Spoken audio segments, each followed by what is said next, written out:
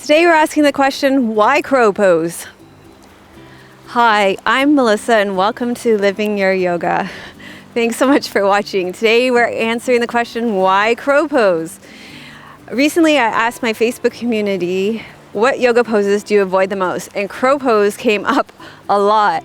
And quite honestly, I thought, hey, actually I think that's actually a pretty good pose to avoid.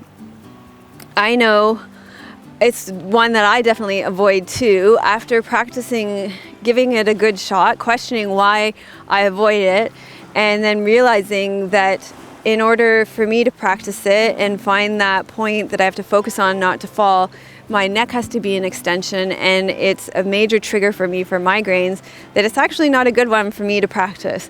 And then I heard some stories from some of my students about them falling and spraining their ankles in the pose. I'm thinking this is actually not a safe pose for different people for different reasons. So the question I'm asking today is why crow pose? So here are some of the benefits of crow pose. Crow pose tones your abdominals. It strengthens when it strengthens your abdominals, it helps to aid in low back pain and indigestion. It strengthens your arms. It stretches and strengthens your back. It stretches and strengthens your inner thighs. It opens your groins. It strengthens your wrists. So this is important. We need to stretch and strengthen our wrists. And it builds endurance and focus, mental focus and calm. So at Namaste Yoga, we're about real yoga for real people. So I would ask, are there better, less injurious, and safer ways that you could receive those benefits?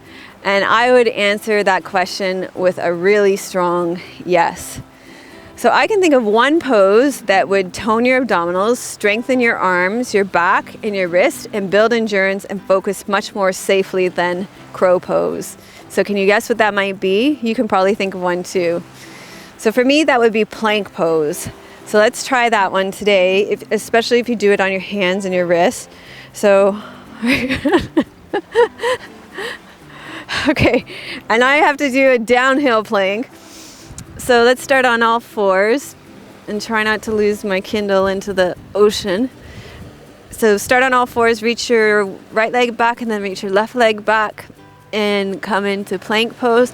So very strengthening for your abdominals, for your back, for your focus, for your wrist strength. So a great pose where you receive a lot of the benefits that you would receive from crow pose. And if you do it up on a rock like this, like me, you have to focus even more. Then the other pose that we're going to do is Goddess Victory Squat. So I do actually have to stand up, okay.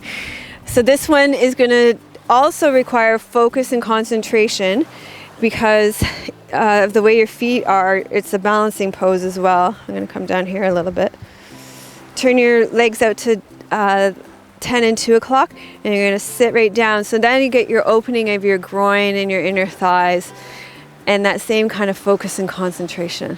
So there we go. 2 poses, but you get all the benefits of crow pose with less injury. So what do you think of that? Good idea? Less sprained ankles, less hyperextension in your neck, just safer, right?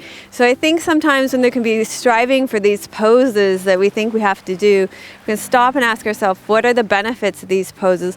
And is there a less injurious way that I can do it in safer positions? And I think the answer is usually yes. I'm going to see what else I had for you here. If you really want to try crow pose, we do actually have a step-by-step version of it with lots of modifications, lots of modifications in our membership community on how to do crow pose. You can click here to become a member. And what else do I have for you here? There's also free classes on the poses you avoid the most, Namaste Yoga 319, 320, and 321. I'll link to all of them in the show notes on the poses you avoid the most. If you have any other questions or comments, then leave them below. If you like this, click the like button, subscribe to our channel, and thanks for watching. Melissa would love to hear your questions and thoughts. Please leave your comments below the video.